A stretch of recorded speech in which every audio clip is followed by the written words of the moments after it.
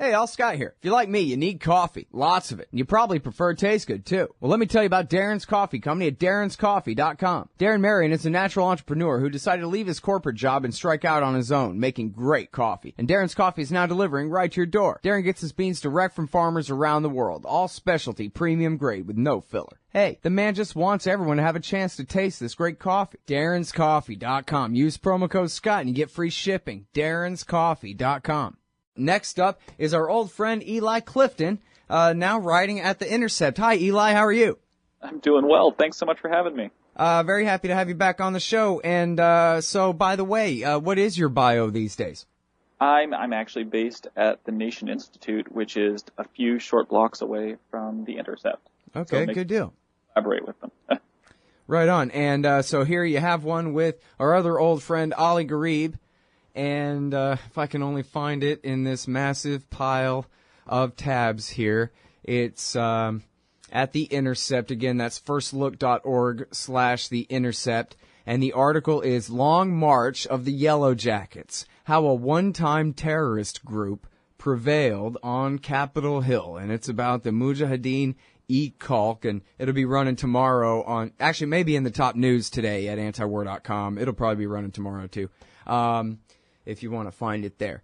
Okay, so take us back in time. Tell us the story. What in the world is the Mujahideen-e-Khalq? Well, that's a question I think a lot of people ask. And really to go to their origins, you have to go back to the mid 1960s, when this was the Shah's Iran, and there were small groups of students, middle class university students, all starting to organize and talk about sort of revolutionary religious tracts, how these were going to interact with one another.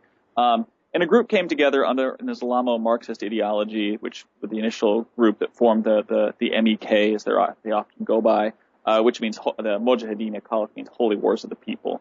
And they recruited other young intellectuals, and some of them went off to training camps in the Jordanian and Lebanese deserts that belonged to the Palestinian Liberation Organization.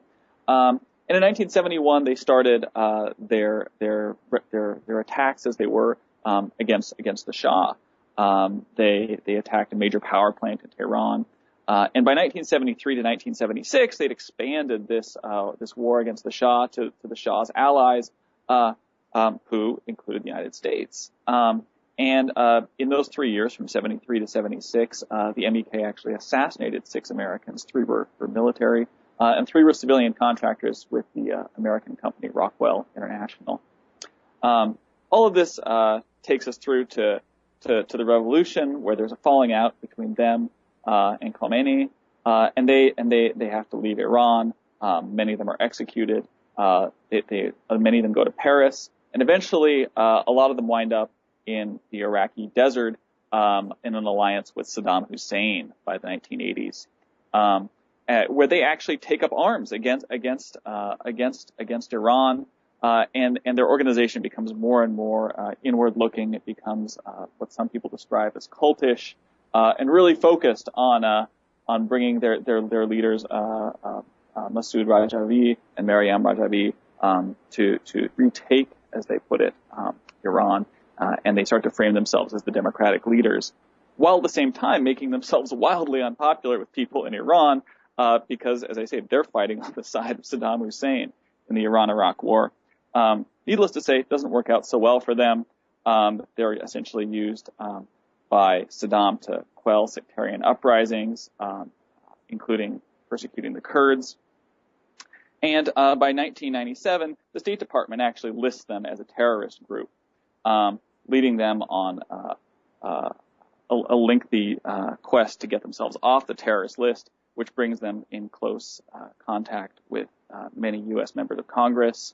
And by 2012, they actually get themselves off the list, and which brings us sort of up to the current day, where they are able to actually wield a bit of influence on Capitol Hill. In this case, due to their proximity to Senator Robert Menendez from New Jersey, they are able to actually, it would appear that their influence over him may have played a role in slowing down the approval of Apache sales to the Iraqi military when they arguably needed them most to combat ISIS in early 2014. Mm-hmm. And now it's interesting that, Hillary ended up taking him off the terrorist list, but Condoleezza Rice and Colin Powell never did. And in fact, well, I like bragging about her, but my wife, Larissa Alexandrovna, reported back years ago about how Dick Cheney and Donald Rumsfeld, not the CIA, but the military and the vice president, were using MEK as spies inside Iran. Others later reported, including a very Obama-approved leak, I believe, to NBC in 2012, that it was in fact the MEK working for the Israelis who were assassinating all the scientists inside Iran. I mean, I think it's certainly true that they've worked with pretty much anybody who would align themselves with them, even on narrow sets of objectives. There certainly are a rich set of anecdotes of them collaborating with the Israelis. Other, even perhaps more questionable anecdotes about them cooperating more recently with the CIA. But just to turn back to the Bush administration for one moment, their presence in Iraq was even used as an example of Saddam Hussein harboring terrorists when there was discussion about the invasion of Iraq. So, they have this very mixed identity, and the way that even politicians here have used them rests on kind of two pedestals, as it were. One being an outright unawareness and naivete about who they are when they come to hearings and have their supporters, carpet the hill by just going from one office to the next, lobbying. But then also their willingness to be opportunist, and the fact that at various times, they have served as useful allies for various countries and various intelligence organizations, or so it would appear. Yeah, and now as far as their big protests, it's been reported at least one time in the past that they really just rounded up homeless people and paid them $50 and gave them yellow shirts and said, help us fill out this crowd. So that's kind of a fun little anecdote to show, like, how easy it can be, I guess, to inflate your numbers and make it look like, as long as you're passing out big checks to congressmen to give speeches too, it helps, but have some influence up there. When they hand out checks to U.S. politicians, these are usually politicians who are no longer in office. When they give it to politicians who are in office, it's in the context of campaign contributions. Right. Which is totally on the level then. Sure, absolutely. Didn't mean to imply otherwise. All right, so now I should have started with this, Eli. I'm sorry, but one of the reasons this is very important, I guess you guys have been working on this for a little while anyway, but of course they're in the news because 2 days ago they gave a big press conference. Fox News was very impressed. At least 2 days worth of reporting out of it on Fox News. I'm sure all the AM top of the hour news stations were repeating it. That exposed by the NCRI, which is the MEK, a new secret uranium enrichment parallel facility that has been hidden from all of the inspectors inside Iran, right there in Tehran, actually. And the kids at the Daily Kos immediately, they just do a Google search. You can just right click and say search for this image, and Google went and found where the image of this vault door came from, and it was an advertisement from an Iranian safe company that said, we sell some really sturdy vaults, and here's a picture of them. And they just said, yep, here's a picture of the vault door, and just trust us. There are secret centrifuges behind that. And this is one of, I don't know how many times that they have done it. Do you have a ballpark on that? How many times the MEK has come up with some, has done like a press conference or a press release saying that they're exposing a secret part of Iran's nuclear program, and then it all fell apart? Yeah, I'm pretty sure at this point it would require at least two hands to count the number, maybe more.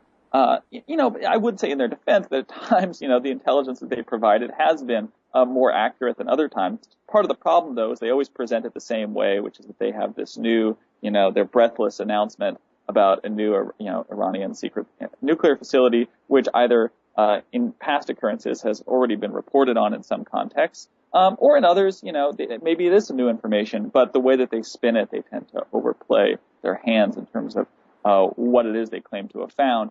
And once again, this is all in the context of this is a group that is its sole and driving mission is to unseat the current government in Iran. And anything else that comes along the way, very much their attitude, which we allude to in our article, is the enemy of my enemy is my friend.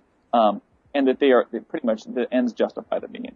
Right. So anytime that they think they have something, they tend to play it up in a rather aggressive manner. Right. All right. Now hold it right there. It's Eli Clifton from the Nation Institute, and we'll be right back in just a minute. Hey, y'all, Scott Horton here for WallStreetWindow.com. Mike Swanson knows his stuff. He made a killing running his own hedge fund and always gets out of the stock market before the government-generated bubbles pop, which is, by the way, what he's doing right now, selling all his stocks and betting on gold and commodities. Sign up at wallstreetwindow.com and get real-time updates from Mike on all his market moves. It's hard to know how to protect your savings and earn a good return in an economy like this. Mike Swanson can help. Follow along on paper and see for yourself. wallstreetwindow.com.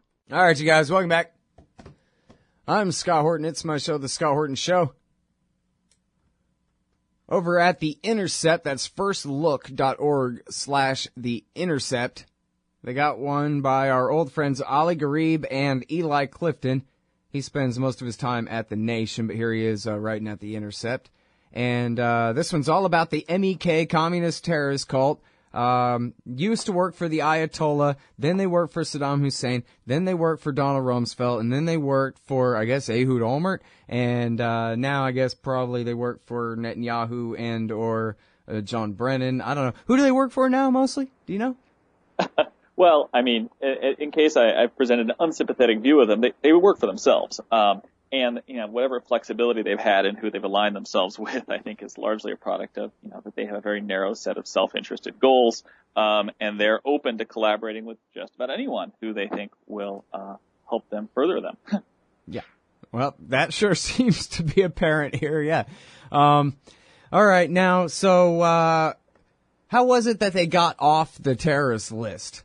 It seemed like, well, you already mentioned paying former politicians to give speeches, but it seems like that'd be pretty controversial to do because they were actually, on the list at the time they were paying those former politicians to give those speeches. So how'd they get away with all that?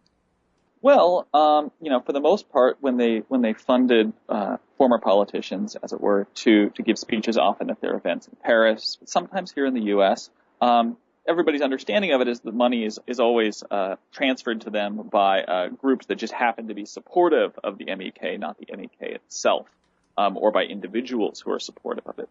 And it's worth noting that in Europe, they weren't under the same restrictions during most of this time period that they were in the U.S., which made it far easier for money to be moved around, for money to be raised, for organizations to exist with the actual NCRI or MEK name on it. And for politicians to be handed large sums of money when they would attend the MEK's annual conferences, or sometimes more often. And remind the audience, if you would, about who some of these politicians and former politicians are who've been traveling around and associating with the MEK like this. Certainly Patrick Kennedy, Howard Dean are some of the most well-known. Rudy Giuliani are some of the most well-known who did it. Probably the most influential, though, is former New Jersey Senator Bob Torricelli, who became the group's lobbyist. He was their he was the only client that he had for lobbying after 2012 or 2013. Was being compensated as much as $35,000 a month for doing that, and it seemed as if his primary contact on Capitol Hill was Senator Robert Menendez, the chairman of the Senate Foreign Relations Committee. Mm-hmm. Yeah, well, good ally to have there. A very valuable ally. Yeah. All right, now, so as far as this group, it's funny, if you call them a cult, you'll get 10,000 of them will swarm on your Facebook page denying that they're a cult kind of thing. Right. But I interviewed, I forget the guy, Jeremiah Gulka, I believe. Jeremiah. Yeah, that's it. From the Rand Corporation, who helped do that study that you guys linked to here. God, I hope I got his name right. And he really he described them like they really are sort of, much closer to Charles Manson or Bo and T than David Koresh as far as their cult-like control over here.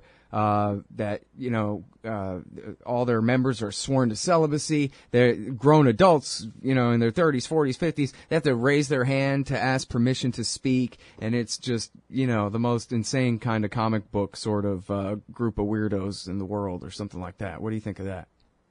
I mean, I've certainly heard similar stories. I have met with them in a very controlled environment. And I will say that, they are all extremely the folks I met with were very successful. They were business people, very kind, very nice, very polite.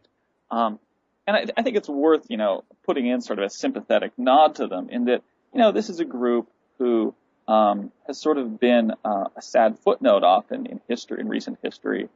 They have been mistreated in Iraq. There have been attacks on them, certainly in the past several years. And this is a group that, for so many of the people in the Iranian diaspora who are members of this group, you get the sense that Maryam Rajavi, at this point the de facto leader of the group, is sort of controls and is their connection and their Iranian identity. So, I mean, the folks are all very nice. They are well-meaning. I think that one starts to get more of a sinister view of it when one starts to look at just the absolute power that it appears that the leadership seems to exert over the members, and even the ways that some of the members have spoken to me adoringly of Maryam Rajavi. It certainly raises questions, and it makes you wonder how exactly the group serves the interests of these members. Well, I mean, there have been some reports, and I'm sorry, I only got to read about half of y'all's thing before the show started today, but there have been some reports where these people, their kids get kidnapped and taken off across the world or something like that to keep people under control and this kind of thing, and, pretty... I mean, it's this typical type of allegations you do hear about groups that are typically labeled as cults. The other one being the mandatory divorces, the forced celibacy, all of these types of things, that you hear about in terms of cult-like behaviors that are designed in one way or another to form a system of sort of absolute control. Yeah. And I assume that there's a wide difference in terms of how members of the group are treated when they're, for instance, living in some small town in the United States and their connection is through the internet or by going to conferences versus their members who are in, a refugee camp in Iraq where there's absolute control over them. So there's probably a whole range there. But certainly the role and controls that Rajavi has over them is really quite striking and does raise plenty of questions and concerns. And by the way, do you have any kind of estimate on how much support they have among the Iranian diaspora? I mean, we know they have absolutely no popular support inside Iran whatsoever, but what percentage of, say, American Iranians support them, do you think? I certainly couldn't begin to offer a number. What I will say is that every Iranian American I've met who is not identified as a follower of Maryam Rajavi certainly speaks negatively of them. However, the MEK will claim that, at least within Iran, that they are extremely popular and that pretty much every political prisoner who is executed or put in jail is actually a secret member of their group. Once again, a hard thing to prove, but one that you might take with a grain of salt. Yeah.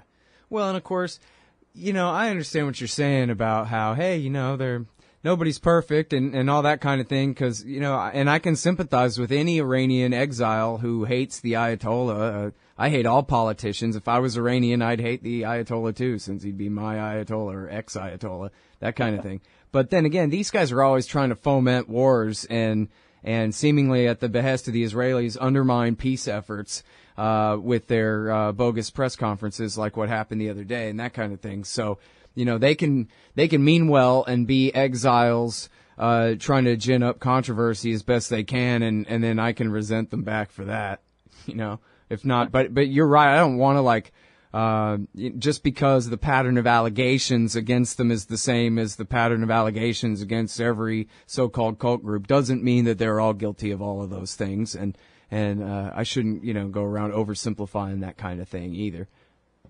Yeah, absolutely. Absolutely. I mean, they're a complex group and they're a complex group of people.